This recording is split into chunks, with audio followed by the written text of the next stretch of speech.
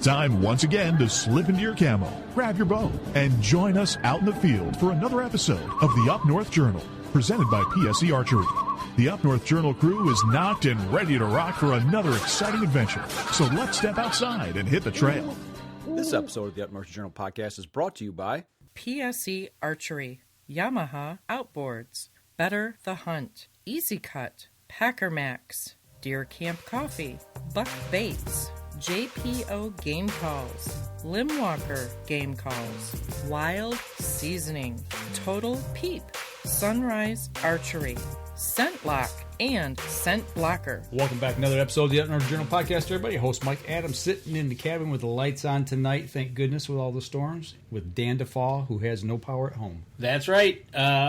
A little windy coming through this afternoon, and the power went out. A little. Yeah, a little. We had 62 or 3 mile an hour gusts come through this area, down by Selfridge Air Force Base, 72 or 78 mile an hour winds. Yeah, they were howling, and I tell you what, those trees were bending, and a few bent a little too far. I bet a couple of those A-10s lifted off the ground down there without even going down the runway. Easy takeoff. Right? So, Flying to the wind. But we are here on a Wednesday night, and we are ready for another exciting show. That's right. Well, I tell you what, let's get into the people who support us, because our guest is sitting anxiously awaiting. Excellent. You know what, folks? It's getting to be about that time. We always talk about buck baits. If you want 20% off your order, go over to UNJ. Go over to buckbaits.com. Use the promo code UNJ20. Get 20% off your order. Get over there. Check out what he's got going on with the scents and other hunting items that he has. We'll be hanging with him at Woods and Water. And we will be with him at Woods and Water. So as soon as we find out what booth they have, we will pass that on. And Henry's will be there too. Cool. Yeah. Looking forward to that. Some snacks. Exactly. So, hey guys and girls. Speaking of snacks, we need to plant some for deer. You definitely got to plant some. Nothing like the time to get your fall plots in. Fall food plots. There you go. I did that last week. Did you say fod plots? I know, right? Get over to Lincoln Road over at Packer Max, and you can get 20% off the Packer Max if you use the promo code UNJ25. It's that time of year to get those fall plots in. There you go. JPO Game Calls, the Omni System, maybe a grunt tube, maybe a squirrel call, maybe, because September 1st is coming, a goose call. There you go. Check over at jpogamecalls.com. UNJ10, you get 10% off your order over there. What are you going to do if you shoot a goose? You're going to get out the old Wild Seasoning at wildseasoning.com. You're going to go check out all the line of seasonings that he has, and they are, not going to lie, you got to try them. Try them on everything, from vegetables and different meats that you have. Promo code UNJ2021 gets you 10% off your order there. And last but not least, Mike is drinking some cold brew tonight. We drink it here in the cabin. That's right. Deer Camp Coffee. DeerCampCoffee.com gets 10% off your order. UNJ10. And don't forget to look for our label. Oh, that's right. You want to show that? Yeah, let's show our label to the folks that they can realize we've got our own Up North Journal brews, light, medium, and dark. So if you want to check out what we like, go get a bag. There you go. Hey, well, why don't we check out what's going on up there in lovely, not Tequamanon, Newberry, up in that area. You got that up there? I do. Right here, where it is 72 degrees. And let's see what's happening here as it loads up. Oh, there we go. There you go. You know what? Cedars has Deer Camp Coffee as well up there. 72 degrees up in Newberry. Looking really nice compared to what we saw come through down here today. This afternoon. Big shout out to FM 123 who carries our show up there for us in lovely Upper Peninsula of Michigan. Absolutely. And big shout out to Mark Coleman. Tom Gensel, welcome to the show. One Nancy Jackson wants to know why you'd want to call a squirrel. Because if you have no friends, you want a squirrel to come over, you give them a call. There you go. Then you shoot him in the face. And then you put them in a pot. And you eat them. And then you eat them. There you go. And it's really good. That's why we call squirrels in. Speaking of shooting, I know a guy that likes to take people out and put them on a good time to go shooting. Yeah. Isn't it a buddy of ours that's over on the west side of the state? In a little bitty town. Would that be Hickory Corners, Michigan? That would be. Mr. Wilkins, what is going on, my man? How you doing tonight? Good. How are you guys? Oh, I'm just sitting here beating up on Danny, and he's beating up on me tonight. Having a little bit of fun. You know how it goes. I see you got power over there. We do. That's a good thing. We did get some of the storms, I believe, that you guys got also, but a few trees down, but we kept our power. That's a good deal. That is awesome. I tell you what, wanted to have you on, talk about, obviously this past year and a half has been a little bit tough on everybody, but things are kind of opening back up. Mm-hmm. People are starting to travel, and kind of wanted to check in with you how Droptine Outdoors is doing with all this resurgence of getting people out to get a good hunt on. Well, obviously last year we were more or less shut down. All the international stuff was shut down. It wasn't good, obviously, but this year has proved to everybody's ready to get back out and staying real busy this year. South Africa opened back up and killing some excellent stuff over there because they've had an extra year to grow. So we're ready to get back in it. So for the guys that and gals that go over to Africa, normally, obviously the States was locked down. You couldn't get out and go to other countries. I assume the way COVID was that did South Africa, did they just shut all the hunting down from people from outside coming in? Or was it just mainly the countries that were hit with COVID? No, the whole thing was shut down.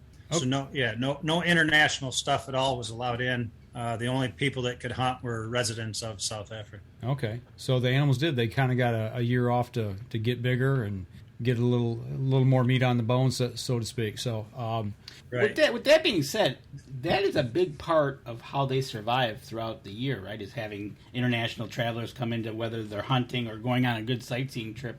They really rely on that, don't they? Oh yeah, that's a big money maker for not only the outfitters, but obviously their hired help. The airlines, the restaurants, you name it. I mean, hunting industry in South Africa is huge. So they did take a big hit. Most of the outfitters over there do have side things going. A lot of them are farmers.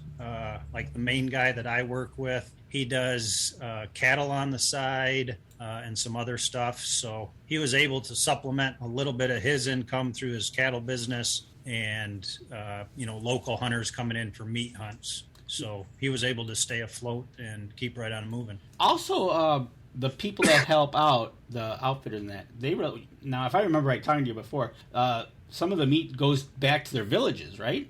Oh yeah. So you eat what you can while you're there, and then other than that, they keep some obviously meat in camp, and then some is distributed amongst the workers, some is donated to local schools, and that type of thing, and then some is sold. So yeah, even the meat industry over there for wild game is crazy. So every little bit and every bit of the meat gets used up. So I imagine they took a pretty good hit over there with that this last year. So they would have to have had some other kind of supplement to feed those people. And obviously, if there's food left or meat left over, they would, like you said, they would sell it and put that back in the community. Have you heard any of the impact that it's had on those communities over there? Last year, I mean, yes, it did hurt, but like I said, they were able to run meat hunts, if you will. Some of those meat hunts were strictly for that. Others were, local people coming in for their own meat and that type of thing. But there were some other hunts that were done strictly for meat to help, distribute and, with the programs that they've already supported. So it still went well, but just a lot of the income money wasn't there. Okay. And so we're talking about Africa, but I'm sure New Zealand, Australia, Canada, with all this lockdown, everybody got affected across the world. Oh yeah, there's no doubt about it. Are you getting updates as to how things are progressing from the people that you know in those countries that says, hey, I know like we heard, I think Canada's going to open up here to people that are vaccinated, hey, start sending us people? Right. Canada just opened up this past Monday. So hopefully that is good for the outfitters up there. New Zealand is still shut down. We got no idea when they're going to open. Hopefully the sooner the better, because I got guys lined up waiting in the wings ready to go. So we're hoping New Zealand, changes their mind and gets their doors back open for international travel. But yeah, there's no doubt. Canada's got outfitters from the West Coast to the East Coast and everywhere in between. Fishing, especially Ontario right above us, is huge. And, all last year and most of this year, no camps, no fishermen. And a lot of the outfitters that I deal with, from everything from British Columbia over to Newfoundland, they're struggling. A lot of them are up and moving. I do know a couple that have closed their doors. So it's glad to see that Canada's opened back up. Just waiting on New Zealand and a couple other countries now. For the guys that had already paid for a trip and booked with you, and obviously their hunts were canceled, travel plans were canceled because of COVID, so they're on the book still, I assume, waiting to go. So what are you booking now? Are you booking stuff for this coming season, or are you booking a year out, a year and a half out? How is that going for you right now? Well, it all depends. Obviously, the ones that couldn't go last year, we're looking at rebooking for this year. So we were busy last year, looking at it. We already had people booked for 2022. I'm talking South Africa right now. Mm-hmm. So we had to fill people that couldn't make it last year into a couple of the open slots that we had this year. And then now, again, we're doing that for 2022 also. But we're making it work. It's going good. As far as the other outfitters, everybody was in the same boat. So they understand that nobody just, said, hey, I'm not coming. Mm-hmm. I'm not coming because I can't come. Right. And they understood. And, we just, we'll do it and we'll just postpone it a year and you'll go back just like it was before. And no price increases or anything like that. We've held pricing, because of a lot of people, you quote them a price for 1 year and it's not their fault they couldn't go. So right.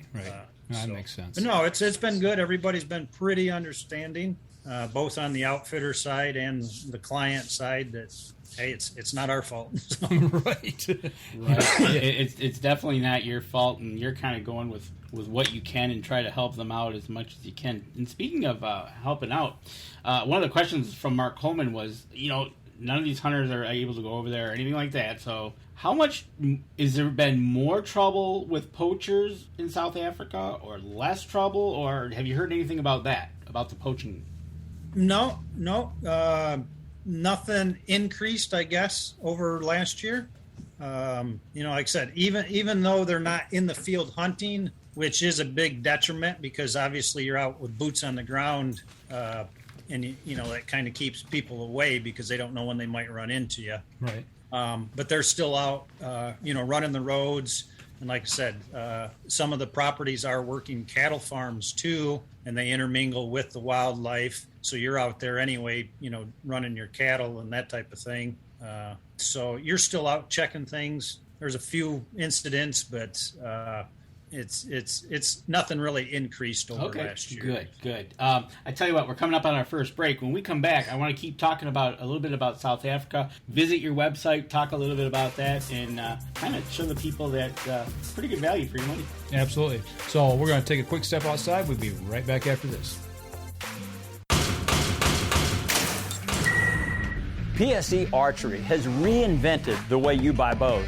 From now on, you can make the most educated decision possible by basing your bow choice specifically on your shooting needs and goals. All you need to do is ask yourself, what kind of shooter am I? What do I want to achieve? PSE will help find the right category for you. So, what kind of shooter are you? Find out at psearchery.com.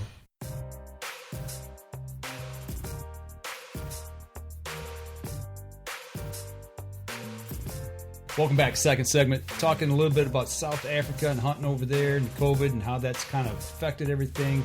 We talked about how the pandemic affected what happened previously and how you're setting, for people coming in now. As far as somebody going over there, have you heard anything yet about when they travel? I know when you go abroad, you have to have a whole series of inoculations and shots and vaccines. I don't want to make this political. People do not chime in on this in the chat room. But do you have to be vaccinated for COVID to travel abroad now, to go over there and hunt? Not at this time. The only thing like South Africa is doing is you have to have a negative COVID test within 72 hours of arriving there. So that's all you need. Once you get there, you'll have a negative. You have to have the paperwork saying you were negative. So when you go through customs, you just show them that. So that's the only thing that they're requiring right now. Other than Canada, they're requiring the actual vaccinations, which we could beat that horse. But so we'll keep it friendly tonight. So right now, South Africa is just a negative COVID test within 72 hours of your arrival. Okay. So if anybody that's planning on going to Canada, are they open yet or not? I have. Yeah, they opened up this week. This week, okay. Monday, if you had a negative test, you can go. No, you got to have the vaccine to go to Canada. Oh, vaccine, yeah. Okay. For people that are listening on the podcast or watching the live Facebook, if you go over to huntdroptineoutdoors.com, you can go check out Dave's website, and he's got a bunch of links you can click on for hunts in Africa, Australia, Canada, New Zealand, Europe. Mark Coleman, you can go over there, look for your red stag hunt. Just go right there. How long have you been doing this? I think this is my 20th year. Okay, so I want to step into that because we met years ago. Yeah. So let's say 20. We'll say 20 years. How did you get into it? What was what got you into doing this? It was kind of by, I don't want to say accident, but I grew up in an outdoors family, and my dad and grandpa, they were just whitetail guys. Every year we did the traditional head up north to the cabin and property and deer hunt. And it's like, all right, there's more hunting than this. So I started going out west, Canada, that type of stuff. And when I got back from my trips, people would be like, hey, how did it go? I'd really love to do that, blah, blah, blah. And so I'd kind of, at that time, just helped them along. And, I said, hey, this outfitter was really good. I recommend him. This guy wasn't worth a hoot. Don't bother with him type thing. And so that just started snowballing and helping people so much. I'm like, I'm doing a lot of work here. I need to get something from it. So I started working directly with the outfitters, the good outfitters. And, just so I'm kind of the middleman. I don't charge anything more than what the outfitter publishes for their hunts. And they just give me a small kickback for getting the guys there and that type of thing. Right, exactly. And that like you said, you're working with the good outfitters, and I got a picture up. Mike's going to throw up here. Some of these outfitters, the picture we're using is Tom Miranda. So these outfitters, even the big stars, I know way above Mike Adams status, but yeah, they use the same outfitters you're checking out. Yep. Some of the outfitters that I represent, like you said. Tom Miranda, I think that grizzly was actually the finish or one of the last animals for his Super Slam. That was British Columbia. Stan Potts has hunted with that same outfitter for elk moose. Yep, we got that picture up right now. Stan Potts with that's a huge moose. That's the thing that I do is I do the research. I've been with some crappy ones that,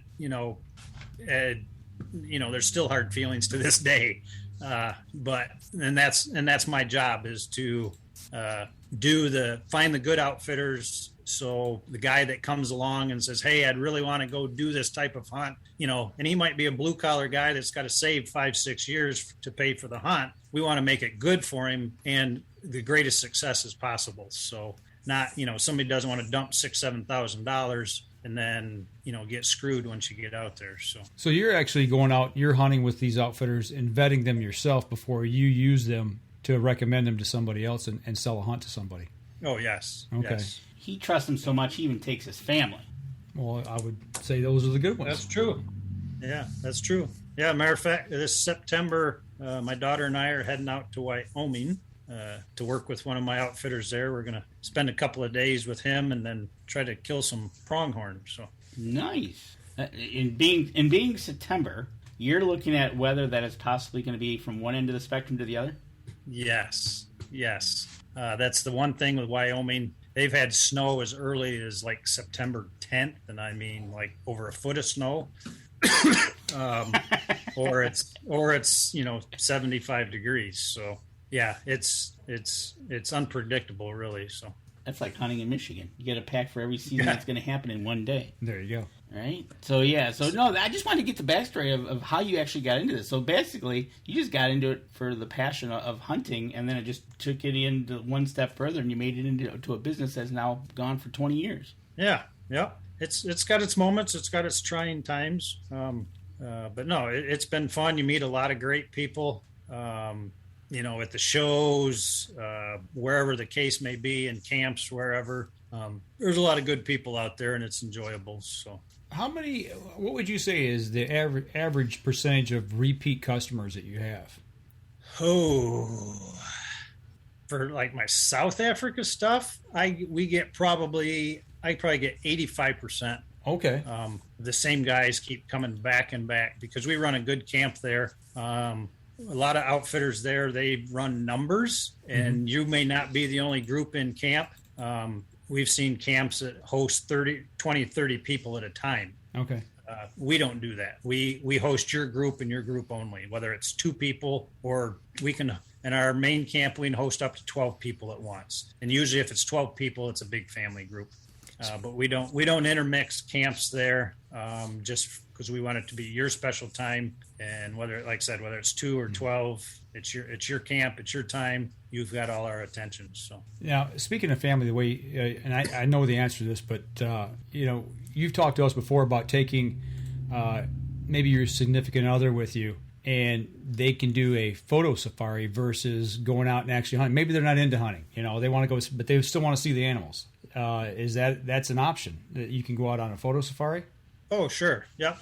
They're welcome to ride along in the vehicle or sit in the blind with you overlooking a water hole. That's totally their choice. They can stay in camp.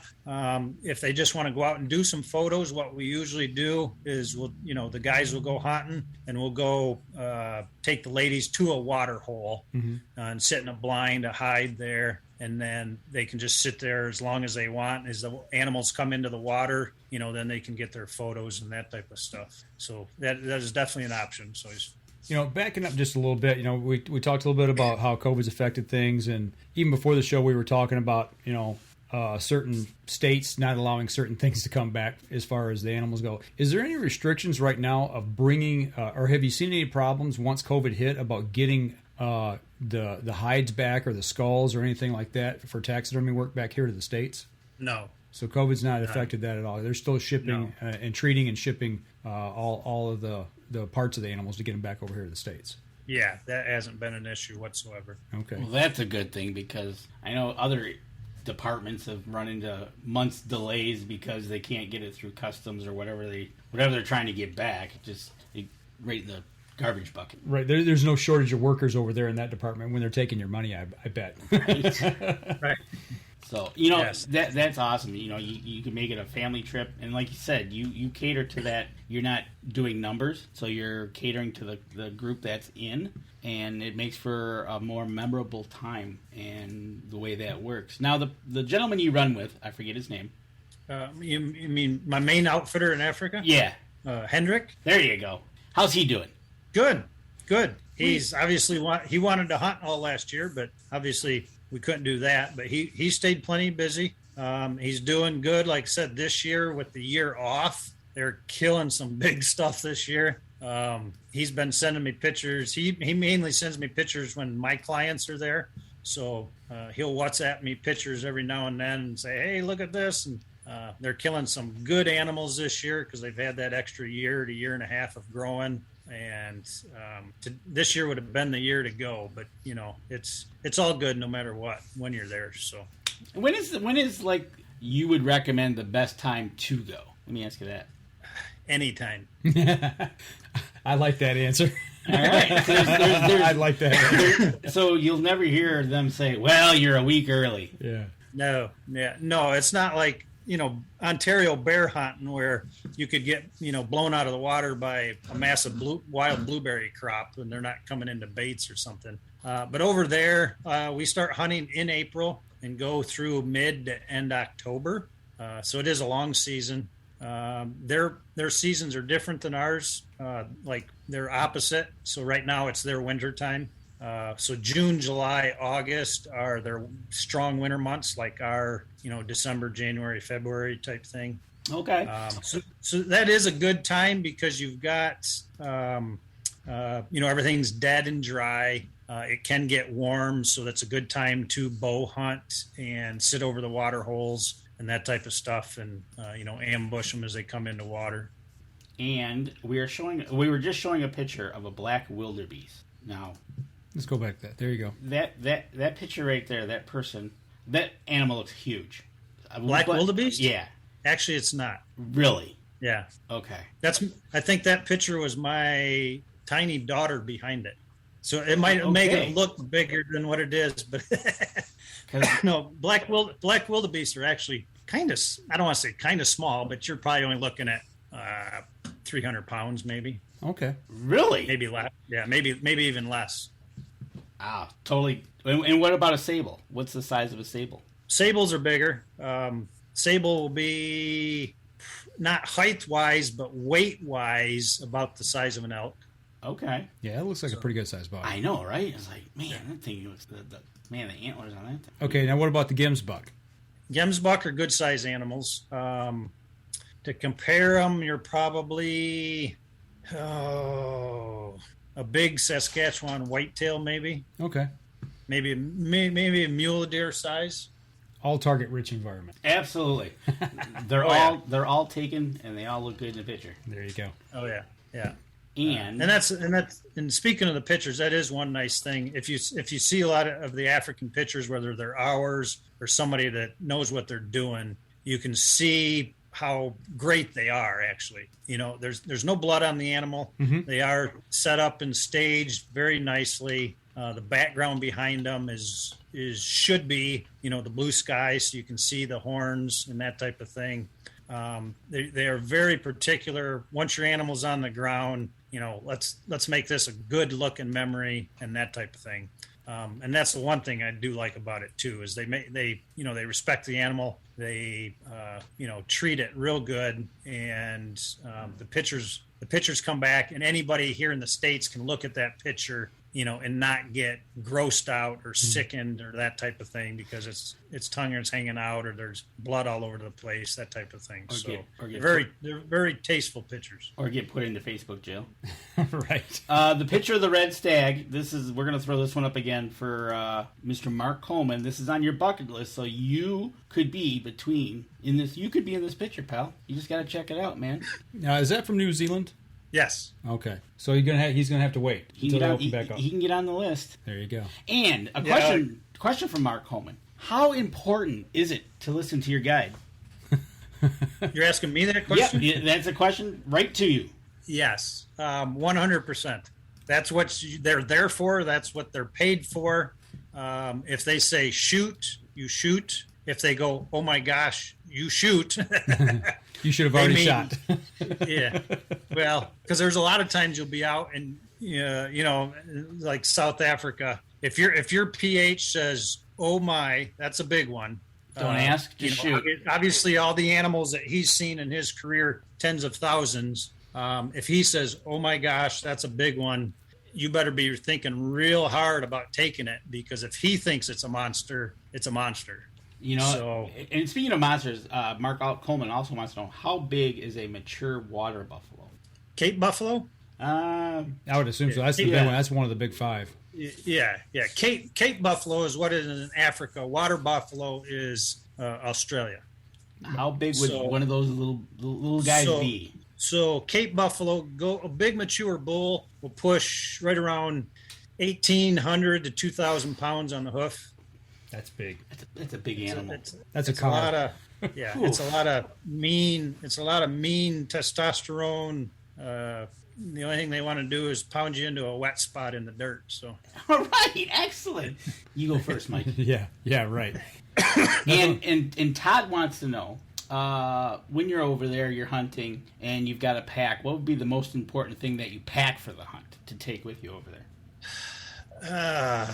Well, always binoculars, even though, we're judging the animals and picking them out and telling you which ones. It's always good to have binoculars in the field. I don't care where you're at, here, there, any place, good pair of binoculars. Other than that, over there, just a good pair of broken in hiking boots, because you're gonna put the miles on, especially if you're gun hunting, because we do a lot of spot and stalk, obviously bow hunting, and you sit around at a water hole. But yeah, binoculars, good pair of boots, and the ability to shoot straight. So there you go. So it's one of those things that I like the binocular idea because, I know you'll be there, or the guy will be there saying, hey, shoot this one. But to get into what they're looking at, to get a feel for to be part of the hunt, instead of just going, okay, which one do I shoot? Get the binoculars out. Well, speaking of binoculars and optics, I mean, let's take a second here before we go to break and speak about this. That part intrigues me because, if you're sitting on a water hole, generally speaking, what are you shooting, 20 to 40 yards-ish with a bow, I assume? Most of our water holes are set up for as close as about 12 to 13 yards on the close side of the water hole. Okay. And your furthest, if they come into the water, you're maybe 25-ish. Okay. So you really don't need a big pair of binoculars. A big pair. Or you don't need binoculars to see that far. You ought to be able to shoot that far and judge what you're shooting. But if you're doing a spot and stalk, what would you typically take? Or would you take 8 power, 10 power, 12, 15? What would you suggest on something like that? I carry 10s no matter whether it's here for Michigan whitetails or out west or whatever. Mm-hmm. I carry 10s everywhere. So okay, everybody's different. I used to use 8s, and then as I got older, I graduated to 10s. And okay, well, hopefully I don't have to go to carrying a spotting scope. Right. Well, and I got to assume too. I mean, the higher the power. If you're on glass all day, you're going to get eye fatigue. But over there, I got to imagine that your pH is actually doing most of the glassing for you at that point. Yes. Okay. Yes. Yeah, that's his job. Is especially off in the distance. You usually have the pH and even sometimes an apprentice pH with you, and they're both glassing, looking over the animals, and obviously they know what they're looking for trophy quality and that. You're welcome to look along, but as soon as he says, that one there by that particular bush, mm-hmm. you got to be ready, set to go. So, gotcha. You don't want to, tell him, nah, I don't think I want that one. I want the other one. So I'll go with the shut up and shoot method. Listen to your guide. Right. Yeah. The last question before we go to break. In your opinion, what is the most dangerous or aggressive wild game that you can hunt? Anywhere or Africa? Well, he put in there. He was like Cape Buffalo ? Or since you kind of know about around the world, I'm going to throw it open to you. What would be the most aggressive or dangerous? I think the most aggressive or dangerous is probably your significant other when you tell her how much you've spent on said hunt. Hey, Mike, be quiet. You can spend $5 on them and they don't want you to go. No, I guess South Africa. Yeah, I mean, obviously, any of them can hurt you, especially in a wounded situation.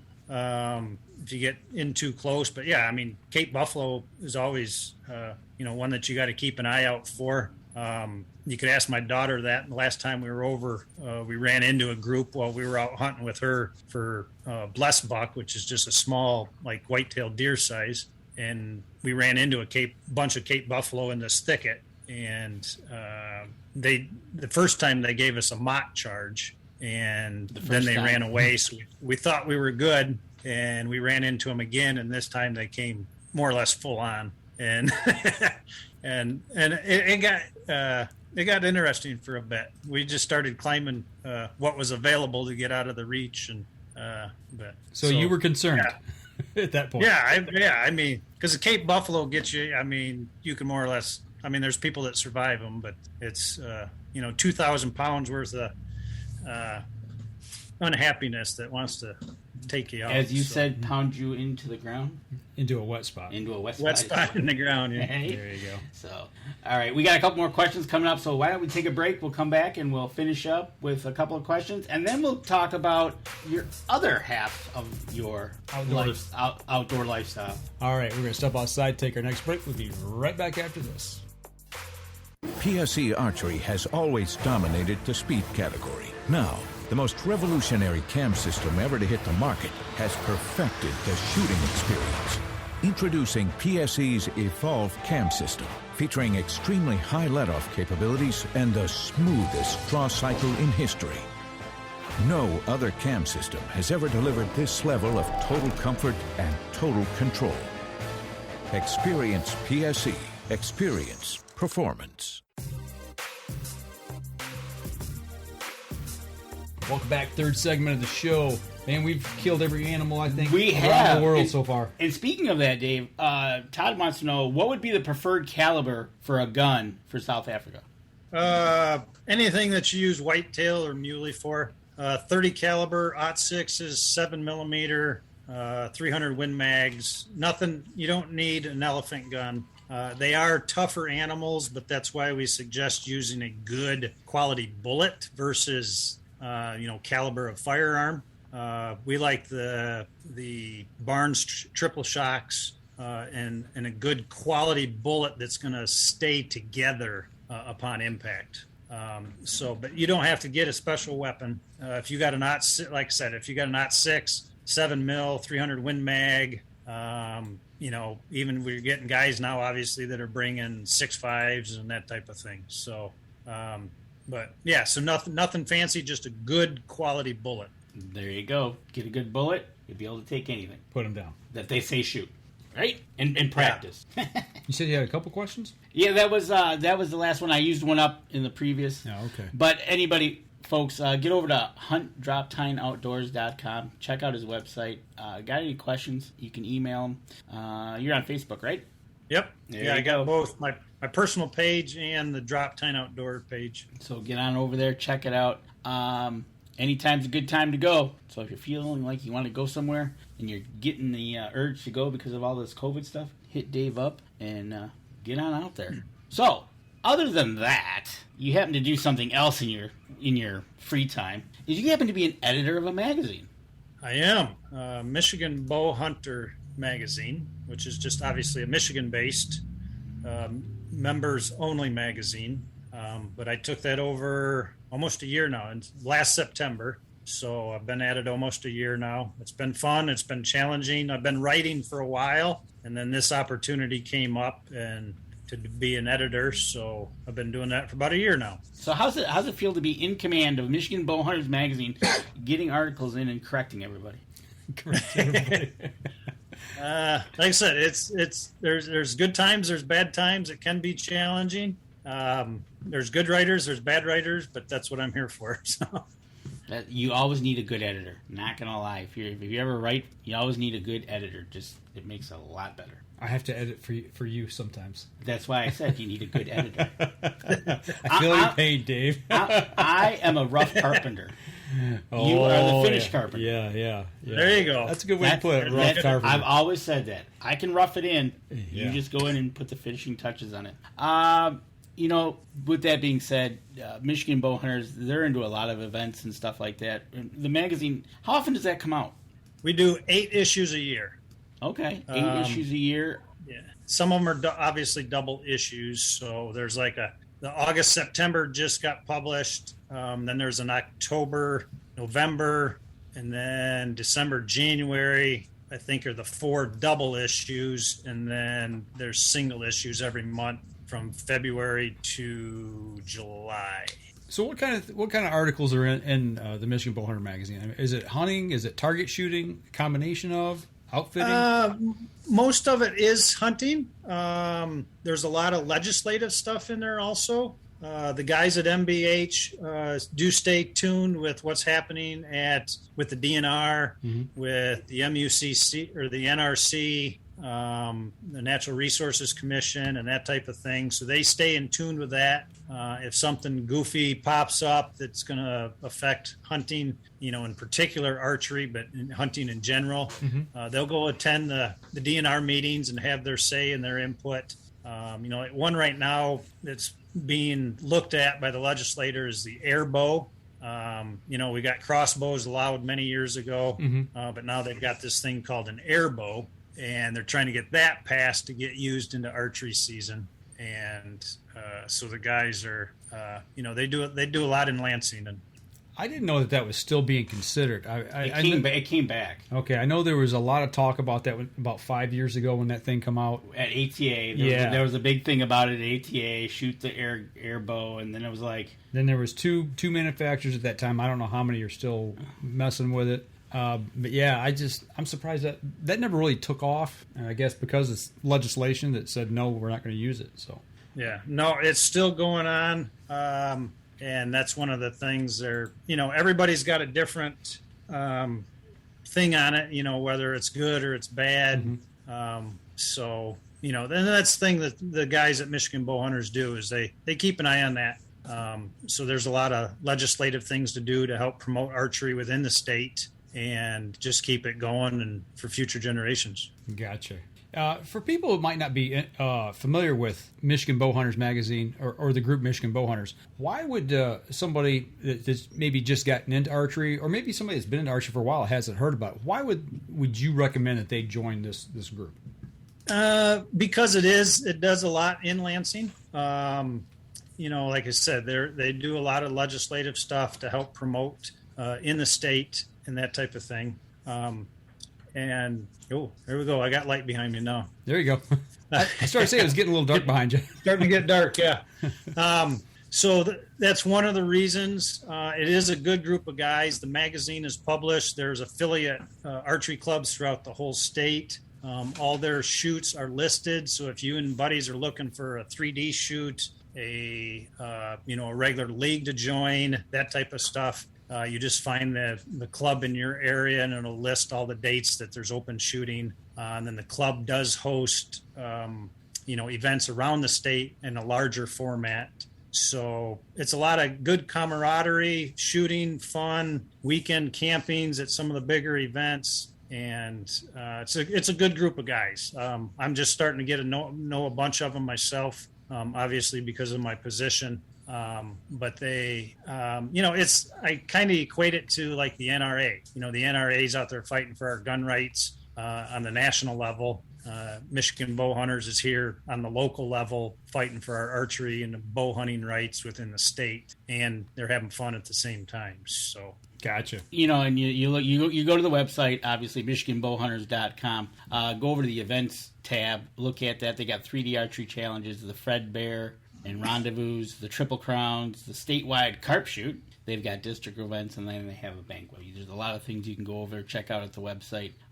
You can hit the tab where you can join as well, and you can join Michigan Bowhunters Association. So there you go. And we now know the editor. Well, we knew the last editor too. Yeah, that's right. So they just switch roles. They just switched roles. Yeah, pass the hat along. Right? So being the editor, what's the hardest part that you have to deal with people submitting articles and things and putting this magazine together? Is it critiquing other people's work, or is it something that we wouldn't even think about? Space. Having enough space or having too little space to fill? Too little space. Okay. We've actually talked about. I actually brought it up, so it put more work on myself. But expanding the size of the magazine, because there's some issues that we have to have certain things in there. But with all the government reports, stories, upcoming flyers for events and that type of stuff, we sometimes run out of room. So that's where it comes in. It's like, all right, we need to do something here because we're running out of room to, in this current issue. So, but no, the people are good, and like I said, I'm not picking on any one story or anything, but, some people are gifted at words and that type of stuff and writing, and others need some help, but that's what I'm here for. And to edit, to tweak, to downsize, because I might, they might write a fairly lengthy story, but I've got to fit it all in one given area. So I just go through and look and see what can be left out that's kind of might be irrelevant to the story. So no, like I said, it's been fun, but it's an informative magazine for the bow hunter in Michigan, and fun at the same time. There you go. And question: is membership open to Michigan only residents, or can it be non-residents? Yeah, non-residents. We've got members in other states. So anybody can join. You can get just an online version of the magazine, or you can get the printed hard copy in the mail. You'd pick that out, online when you join, however you want to do it. I'm old fashioned. I like printed hard copies of everything. Magazines, books, you name it. That's the way I am. So I still get magazines and books and that type of thing. Yeah, I do too. I don't blame you, man. I'm reading something. I want to hold it, look at it. It's like the feel touch, flip the page, crease the page, fold over the ear so you know where you're at. I mean, it's, I I don't know. There's great things about the digital age, but there's also things that you lose with technology. It's kind of hard to go back to that page that you've creased over, highlight it, and go, okay, I'll come back to this and read it again. And as opposed to scrolling on your phone to find that spot again. Yeah, because everything, when you're flipping 90 miles an hour, page by page on your phone, you can't see where you're at. Right. So there you go, Mark Coleman. You can join up, even if you live in Indiana. So, I expect after tonight we'll have hopefully a few more members. And especially a few out-of-staters as well. There you go. That'd be awesome. A few out-of-staters and a few podcast hosts and, stuff like that. There you go. Great. See, that's what talking about editing, that's what I like about podcasting, because this is a free-flow forum. We don't have to fill pages. We're open-ended in time. We just roll with it. We do, and that's easy editing. The editing job that he does on this is very minute, unless you drop an F-bomb. Yeah. I mean, you stayed around and watched last week. I had the whole show put together before I left. In 15, 20 minutes, it was ready to go. So. Yeah. So, in here, it's one of those things, we got a guy like this. We could voice over him if we wanted to. I wouldn't want to do that. Maybe you. Of course. As Tammy says, Mike needs editing for his faux pas. No, we just delete. That's just hitting the delete button. So, but no, it's glad to hear you're doing that. It sounds like you're having a good time doing that as well. Can anybody send an article in? Yeah.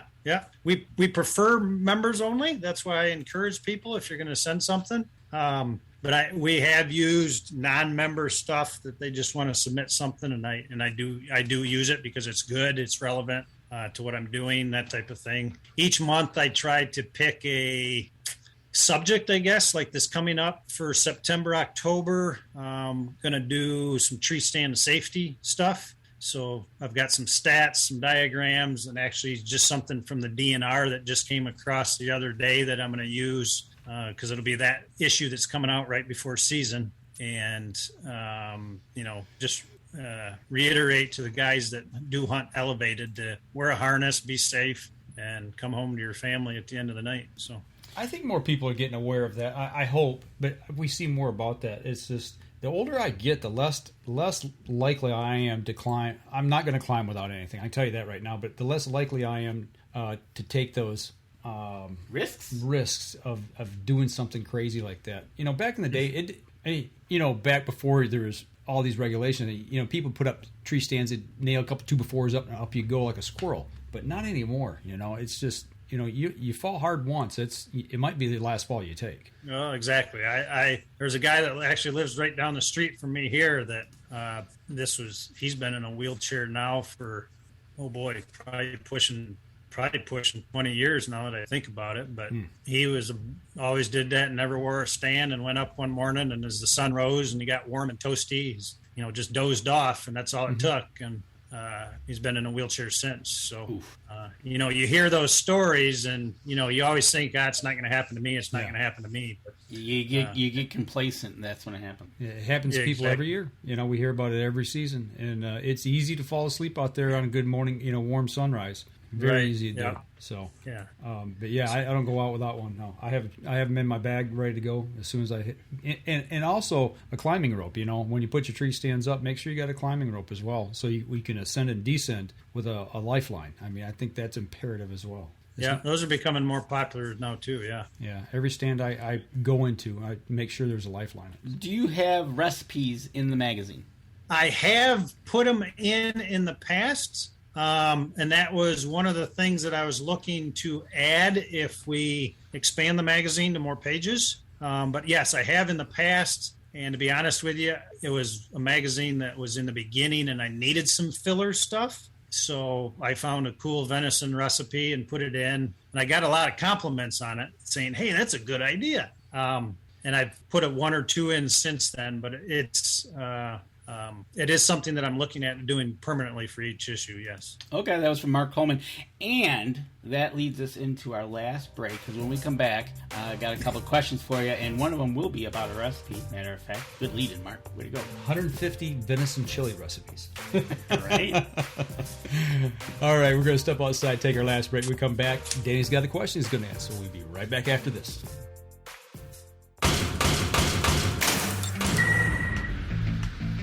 Acceleration is part of PSE's DNA. PSE pioneered the speed movement. Now they've developed the vapor category to help you find the most powerful bows on the market to fit you. High speed equates to intense power and building the momentum you need to be successful. Are you a vapor shooter? Find out at psearchery.com.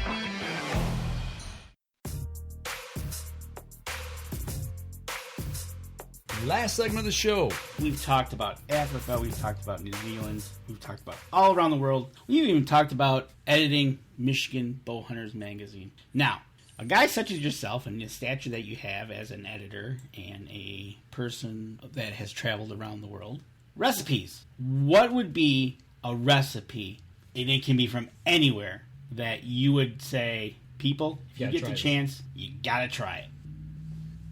I don't know if it's necessarily a recipe as it is just a food in itself, meat, I guess. Because one thing that I am not a foo-foo eater, I guess, if you want to call it that. I'm not one of these that goes into these restaurants where you pay $50 and you get a piece of bite-sized meat with some crap sprinkled on it. I'd rather have, cook me a steak on a grill and I'll season it with salt and pepper and it's good. But as far as I would, I guess, go with a meat.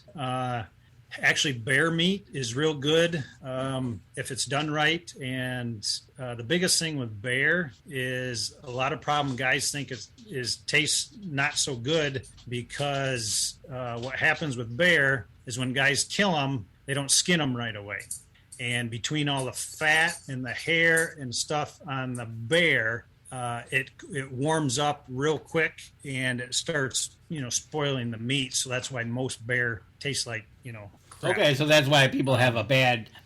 It was actually the care of the game before it got to the table, right? That right. created so, the. Okay, so if bear meat is good, like I said, but as soon as you get that on the ground, you want to get that hide off and cooling the meat.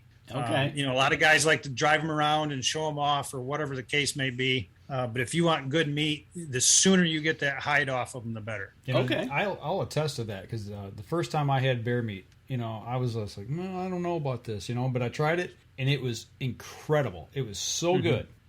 Yeah, I agree with you. And that when I shot my bear, that was the first thing we did is pack that thing full of ice, start getting that thing cooled off, get it to the taxidermist and get that thing skinned immediately. Yep. So matter of fact, when my cousin shot his bear, it was really warm, and the first thing they did after they got it was get it into cold water. That was like no driving it around. We're getting this thing cooled down as fast as we could. So okay, I get it. What were you going to say, Dave? And I guess as far as overseas, especially South Africa, eland over there, which is the world's largest antelope. Again, you're talking 1,800, 2,000 pound antelope. Every bit of it is good, but the tenderloins on that are just phenomenal. I would eat nothing but eland the rest of my life if I could. Somebody else that I talked to said just on a fire on a grill, just. Yep. Oof. Yep. I mean, if you laid an eland steak and a filet mignon or a T-bone in front of me, I'd throw the filet mignon or the T-bone in the garbage and, just have the eland. So. And going back to your outfitting, talking about the outfitter, that's what they do is when you get your animal, they'll cook it up for you that night, right? Oh yeah. You'll eat what you can while you're there. And like I said, it's phenomenal. Like almost every meal in the evening is done over fire. And they don't use charcoal there; they just use wood, and it's phenomenal. Wow. Okay, Why do we get hungry on this show all the time? Because you keep talking about food. Man, something I want to backtrack just a little bit. It just got me thinking about killing an animal over there, and getting your pictures and cutting it up and bringing it back to camp and eating and everything. And then we started talking about dangerous animals. One thing we haven't talked about on here: snakes. Are snakes over there? I mean, in that part of the world, are there the big deadly snakes that we all think about? Do you got to watch out for those over there? Yes and no. Yes, they are there. No, your chances of seeing them are very rare because, like I said, most of our hunting is done in their winter time. Oh, okay. So they will be hibernating. There is the off chance that they do come out and sun themselves every now and then. But for the most part, they know you're coming. They can feel the vibrations in the ground. They hear you. They see you, whatever the case may be. And they're going to hightail it out of there before you even know they were there. Okay. The only time that, like any animal, is if it attacks you or strikes you is, if it feels threatened and wants to save itself. Okay. But like I said, most of the time they're going to be in hibernation, or they feel the vibrations, they know you're coming, and they skedaddle long before. Don't have to worry about them curling up next to you in bed trying to warm themselves. No. Okay, good. Mark Coleman says he just bought 2 Reveal X Tacticams, so Mark is broke right now. Tammy says hot dead animals on a plate is simple eating. There you go. And Mark Coleman asks, how important is staying hydrated when hunting overseas? Yeah, just like anywhere else. Obviously, dehydration affects your body. Not only, mainly it attacks your muscles. So, depending on where you're going, you're doing a lot of hiking, especially in mountain terrain. New Zealand, very mountainous. Hydration is key. No matter where you're hunting, I guess. And, wherever we're at, especially in South Africa, there's always a cooler of water and beverages in the truck. So if you go out all day, you're hiking for a couple hours and you take a break, you come back and you can grab a couple bottles of water and stuff. And, so we keep you hydrated and moving. Good. Along those lines, you just mentioned New Zealand, got me thinking mountainous terrain, or the one picture you showed there, Hendrik, with the tar. That's obviously mountain terrain. Altitude sickness. That's something that if you're a flatlander like us, that you need to really think about and prepare for. Get out and get physically fit, get your energy level built up, try to get those lungs built up before you go on a big trip where there are mountains. Yeah, everybody's a little bit different. Obviously, some people it doesn't affect, other people it affects more. So I think it's just dependent on your own abilities, physical fitness. And just because you're a skinny guy may not mean that you can climb a mountain better than a heavier set guy. Mm-hmm. But that is an issue. We haven't run into, any clients really getting sick, whether it's New Zealand or, Wyoming or whatever. But that is something to keep in mind. Yes. And it's really based upon, if you've ever had any past experience with that issue or anything like that. So that's kind of a personal thing that you got to kind of weigh out yourself and see what your thoughts are. I had it the second day in Colorado. Oh, there you go. Yep. It put me down for a day. I missed a day of hunting because of it. But when we got out there, you talking about it doesn't matter your shape, size, or age. There was the guy that we were hunting on his property and took us out and showed us around. He was in his early to mid 70s, bigger guy, and he could walk faster than I could run. The guy, he was the air. To me, that was the biggest thing that shocked me, was just the thinness of the air and how severe it was. And we have a comment from the one and only Jerry Lambert. Mm-hmm. There was Jerry. I recognize that name. I know, right? He's been on the show before. He's kind of edited a magazine. There were signs of black mambas being out there when he went, but that was on an October hunt. Well, you keep them. There you go. You keep my black mamba with you. I remember that. I took Jerry to South Africa, and that was an October hunt. It was very warm because that's starting into their summertime. And I remember that. I remember that was one of the hottest hunts I'd ever been on. So obviously coming into their summertime, there can be coming out of hibernation and that type of stuff. But again, they know you're coming. They can very sensitive to vibrations and that type of stuff, whether it's through the air or on the ground, and they try to hightail it out because they don't want any confrontation more than you do. They don't want to be around you as much as you don't want to be around them, right? Right. There you go. So I tell you what, we're coming up on over an hour of the show, and Dave, it's been a pleasure having you on talking about the traveling that's hopefully getting somewhat back to kind of what we call normal, and talking about your editing. And so just remember, folks, if you get out there, get over to Droptine Outdoors Adventures. Check out his website. If you feel like you want to get out of here and go to Africa, Australia, even here in the United States, Canada, give Dave a call. Hunt, droptineoutdoors.com, and hit him up and see where your next adventure can lead you. And, lest we not forget, Michigan bow hunters. If you feel like you want to get out there, help them, join them, get over there to MichiganBowhunters.com. There you go. Hit the down where it says join. Join. You can be from anywhere in the world and join Michigan Bow Hunter. There you go. Well, Dave, thank you for taking an hour out of your day here to sit with us and talk about it. Like Danny said, I hope this pandemic stuff clears up completely so we don't have to worry about this anymore and we get out and start traveling again. So me too. I'm ready to get back at it a little more fully. And but no, thanks again, guys. It's always a pleasure talking with you, and we'll see you down the road sometime. Absolutely. When we find out, hopefully, the beginning of next year, or as we start going into the next year, they open the shows back up. We'll find out what shows you're going to be at. We'll give everybody a shout out to where you're going to be, come visit you, and give you a talk up. Yeah, there you go, and book a hunt. There we go. All right. Well, hang with us here just after the show, and we'll chat for just a minute. But for everybody on the podcast and on the live stream, we're going to wrap up the show here tonight. Make sure you go over to Dave's social media pages, give him a like, follow, and share. Do the same for us as well. If you follow us on the podcast on iTunes, give us a review. That helps us, and it also, in turn, helps the people who support us. So that's going to do it for us this week. Next week, we're working on it. Still working on it. Yep. Don't know yet. Next Wednesday, though. Next Wednesday. Still sticking with Wednesday here for a couple more weeks. So y'all take care, and we'll see y'all again next week. This episode was brought to you by PSE Archery, Yamaha Outboards, Better the Hunt, Easy Cut, Packer Max, Deer Camp Coffee, Buck Baits, JPO Game Calls, Limwalker Game Calls, Wild Seasoning, Total Peep, Sunrise Archery, Scent Lock, and Scent Blocker. Thanks for listening, and join us again here next week. Until then, remember, as we always like to say, if you're out on the water or in the woods, shoot straight and be safe until next week on the Up North Journal.